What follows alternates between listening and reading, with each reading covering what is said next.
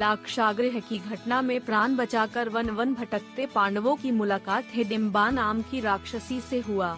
यह भीम को पति रूप में प्राप्त करना चाहती थी।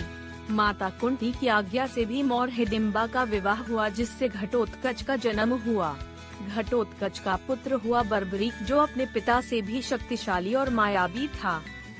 बर्बरीक देवी का उपासक था। देवी के वरदान से उसे 3 दिव्य बाण प्राप्त हुए थे, जो अपने लक्ष्य को भेद कर वापस लौट आते थे। इनकी वजह से बर्बरीक का जय हो गया था। महाभारत के युद्ध के दौरान बर्बरीक युद्ध देखने के इरादे से कुरुक्षेत्र आ रहा था। श्री कृष्ण जानते थे कि अगर बर्बरीक युद्ध में शामिल हुआ तो परिणाम पांडवों के विरुद्ध होगा। बर्बरीक को रोकने के लिए श्री कृष्ण गरीब ब्राह्मण बनकर बर्बरीक के सामने आए।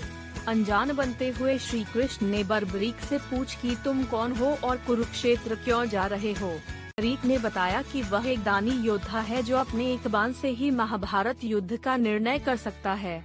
श्री कृष्ण ने उसकी परीक्षा लेनी चाही तो उसने एक बाण चलाया, जिससे पीपल के पेड़ के सारे पत्तों में छेद हो गया। एक पत्ता श्री कृष्ण के पैर के नीचे था, इसलिए बाण पैर के ऊपर ठहर गया। श्री कृष्ण बर्बरीक की क्षमता से हैरान थे और किसी भी तरह से उसे युद्ध में भाग लेने से रोकना चाहते थे। इसके लिए श्री कृष्ण ने बर्बरीक से कहा कि तुम तो बड़े पराक्रमी हो, मुझ गरीब को कुछ दान नहीं दोगे। बर्बरीक ने जब दान मांगने के लिए कहा तो श्री कृष्ण ने बर्बरीक से उसका शीश मांग लिया। बर्बरीक समझ गया कि यह ब्राह्मण नहीं कोई और है और वास्तविक परिचय देने के लिए कहा।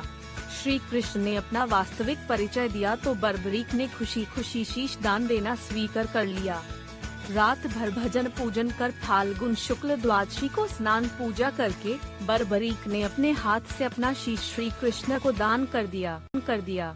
शीशदान से पहले बर्बरीक ने श्री कृष्ण से युद्ध देखने की इच्छा जताई थी, इसलिए श्री कृष्ण ने बर्बरीक के कटे शीश को युद्ध अवलोकन के लिए एक ऊंचे स्थान पर स्थापित कर दिया। युद्ध में विजय श्री प्राप्त होने पर पांडव विजय का श्रेय लेने हेतु वाद विवाद कर रहे थे। तब श्री कृष्ण ने कहा कि इसका निर्णय बर्बरीक का शीश कर सकता है। बर्बरीक के शीश ने बताया कि युद्ध में श्री कृष्ण का सुदर्शन चक्र चल रहा था, जिससे कटे हुए वृक्ष की तरह योद्धा रणभूमि में गिर रहे थे। द्रौपदी महाकाली के रूप में रक्तपान कर रही थी।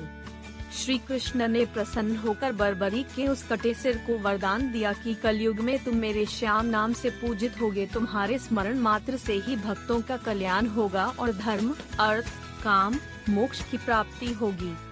स्वप्न दर्शनोपरांत बाबा श्याम खाटू धाम में स्थित श्याम कुंड से प्रकट हुए थे। श्री कृष्ण विराट संवत 1777 से खाटू श्याम जी के मंदिर में स्थित होकर भक्तों की मनोकामनाएं पूर्ण कर रहे हैं। प्रत्येक वर्ष होली के दौरान खाटू श्याम जी का मेला लगता है। इस मेले में देश विदेश से भक्तजन बाबा खाटू श्याम जी के दर्शन के लिए आते हैं। इस मंदिर में भक्तों की गहरी आस्था है।